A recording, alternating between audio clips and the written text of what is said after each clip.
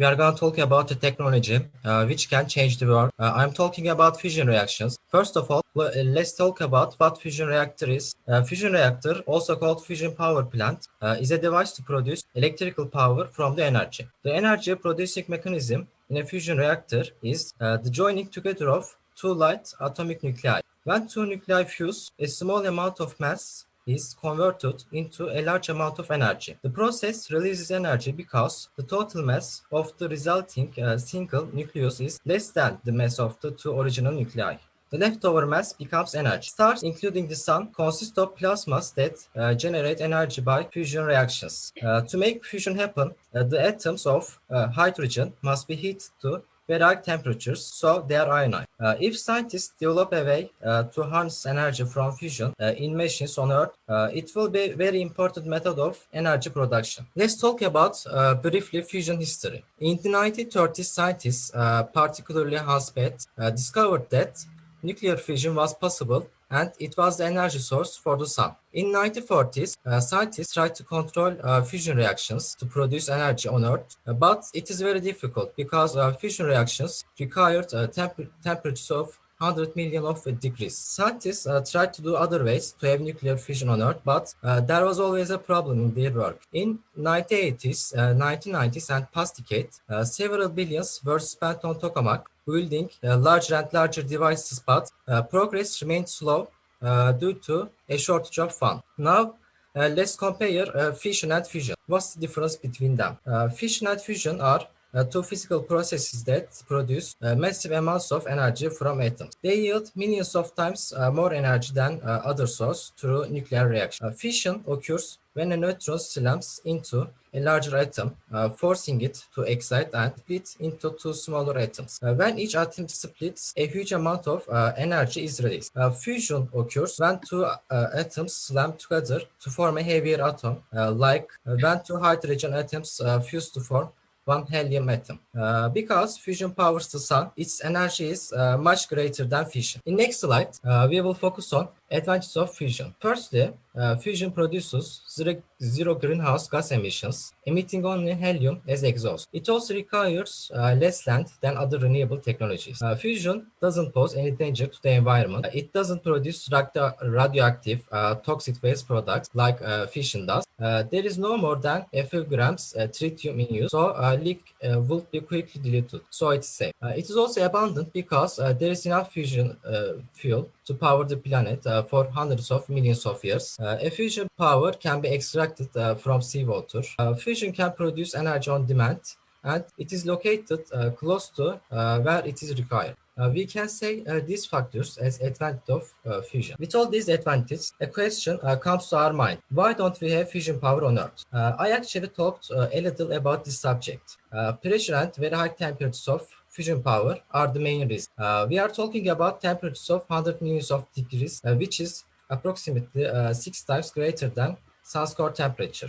Other reason we don't have fusion power is the cost. ITER, where world's largest fusion experiment place, estimated cost of design and construction is about $22 billion, but with latest development, it actually needs $65 billion for all process. Because of this huge amount of money, this process remains slow. If ITER can achieve the goal in future, single glass of seawater can be used to produce as much energy as burning a barrel of oil without any risk and danger to the environment. Let's continue with fusion energy gain factor. Fusion energy gain factor is basically the ratio of the power generated over power used to make the plasma hot enough for reactions to happen. The joint European torus, as called JET, have made one of the biggest achievements in fusion reactors. It's a magnetic confinement experiment. We will also discuss the types of reactors in detail further on. JET was built with the hope of reaching scientific break-even point of Q equals to 1. The experiment started in 1983 and the improvements were made throughout the decade. In 1991, the first experiments including tritium were made, which made JET the first reactor in world to run with a fuel of 50-50 mix of tritium and deuterium. It was also decided to add such a diverter to the design of JET, which occurred between 1991 and 1993. Performance was significantly improved, and in 1997,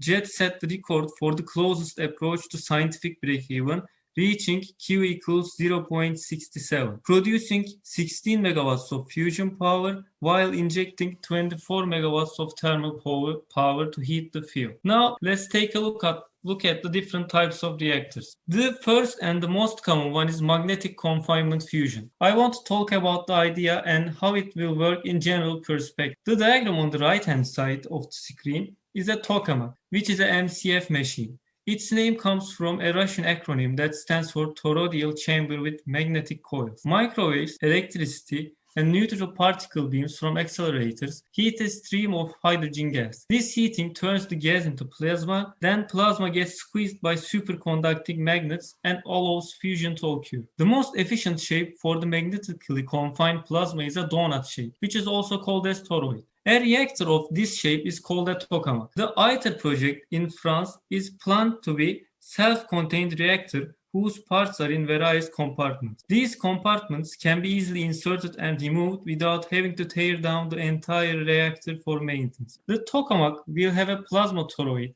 with a 2 meter inner radius and a 6.2 meter outer radius. Now I will explain the parts of ITER in more detail. Here you can see the ITER reactor more in depth and its part. This red part is called as blanket of the reactor. It's made of lithium and it absorbs heat and high energy neutrons from the fusion reaction. This blue part is called the diverter. It is at the bottom of the vacuum vessel and it extracts heat and ash produced by the fusion reaction, minimizes plasma contamination, and protects the surrounding walls from thermal and nucleic loads. This part is called cryostat and it provides the high vacuum, cools the vacuum vessel and the superconducting magnet. It is the largest stainless steel vacuum chamber in the world with 16,000 meter cubes of volume and 3,800 tons of weight. Also, the inside of cryostat is 1 million times less dense than air. On this side, the light blue part is magnet. According to ITER project, 10,000 tons of magnets with a combined stored magnetic energy of 51 gigajoules will produce the magnetic fields that will shape and control the ITER plasma, and the magnets become superconducting when cooled with helium to 4 kelvins. Finally, this yellow part is vacuum vessel. It holds the plasma and keeps the reaction chamber in a vacuum. Here we can see all the parts that I have explained. Now let me explain how the process works. The fusion reactor will heat a stream of deuterium and tritium fuel to form high pressure plasma. The plasma will be squeezed by magnetic and electric fields so that fusion can take place. The power needed to start the fusion reaction will be about 70 megawatts, but the power yield from the reaction is planned to be about 500 megawatts. The fusion reaction should last for 300 to 500 seconds to be able to get enough power. The lithium blankets outside the plasma reaction chamber will absorb high energy neutrons from the fusion reactions to make more tritium fuel. The blankets will also get heated by neutrons because they hold the 80% of the fusion energy. The heat will be transferred by a water cooling loop to a heat exchanger to make the steam. The steam will drive electrical turbines to produce electricity, and it will be condensed back into water to absorb more heat from the reactor in the heat exchange. Basically, the process of turning heat into the electricity is almost same as thermal power plant. Initially, the ITER tokamak will test the feasibility of a sustained fusion reactor and eventually will become a test fusion power plant. So when will we start to generate energy in a scale that the energy gain factor is bigger than 1? The schedule of ITER project is shown at the right hand side of the slide. As you can see, many steps are already completed so far. First tests with plasma will take place in December 2025 and a fully functioning deuterium-tritium based operations are planned to begin in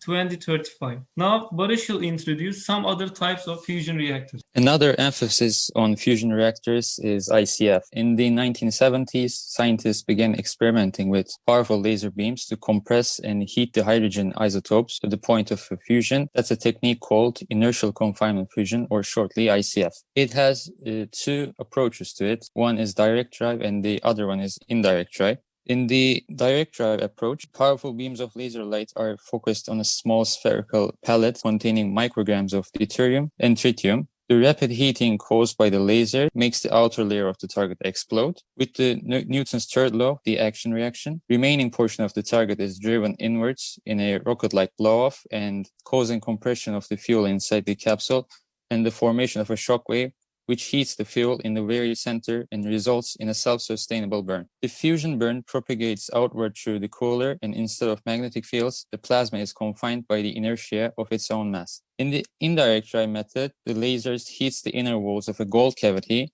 called a hole drum. A hole drum is a cavity whose walls are in a radiative equilibrium with the radiant energy within the cavity. At the focal point inside the target chamber, there will be a really small size pellet of deuterium and tritium encased in a small plastic cylinder, and the power from the lasers is approximately 1.8 joules, will heat the cylinder and generate X-rays. Then heat and radiation will convert the pellet into plasma and compress it until the fusion occurs. The fusion reaction will be short-lived, about 1/millionth of a second, but it will generate 50 to 100 times more energy than it's needed to initiate the fusion reaction. A reactor of this type would have multiple targets that will be ignited in succession to generate sustained heat production. Like the magnetic confinement fusion reactor, the heat from inertial confinement fusion will be passed to a heat exchanger to make steam for producing electricity. An example of this method is a spark reactor. The ITER is testing magnetic confinement fusion at a massive scale. It's a tokamak that's using powerful electromagnetic fields to confine the plasma into the reactor. Scaling up the size of the reactor should scale up the reaction and energy. It's a part of the reason that the project is so expensive and it's taking so long to build it. But another idea is to go smaller. In 2015, MIT proposed a new design for a compact tokamak fusion reactor. It creates much stronger magnetic fields using barium copper oxide superconducting tape. This stronger magnetic field makes it possible to create and maintain the plasma in a much smaller size. For a better explanation, the spark reactor is just 2% the size of the ITER, and it means cheaper and faster to build. The device is predicted to produce 50 to 100 megawatts of fusion power, achieving a fusion gain of Q rather greater than 2.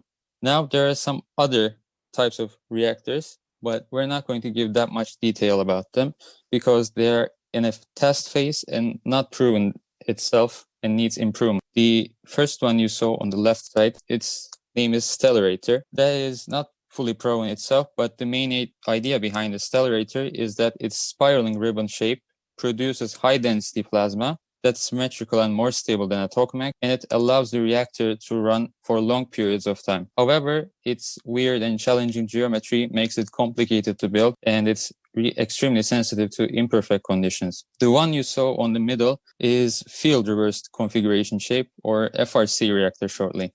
It contains plasma in its own magnetic field by inducing a round-shaped electric current inside a cylindrical plasma. Reactor uses plasma guns to accelerate two plasmas into each other and then heats them with particle beams. But no lab has yet demonstrated a working FRC reactor that can create a sufficiently dense and stable plasma. The last one, on the right one, is called as magnetized target fusion.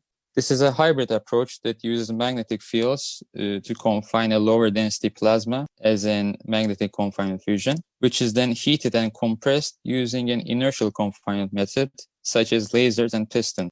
As you can see in the picture, those are the pistons. The Canada-based General Fusion is trying to make this project come alive, but they are not succeeded yet. However, they plan a demo for this type of reactor in 2023. So in conclusion, fusion reactors can be our future, but we don't know when humanity will achieve the stream of huge source of energy. However, we can say that with improving technology and new reactors, fusion energy could be a possibility in the near future.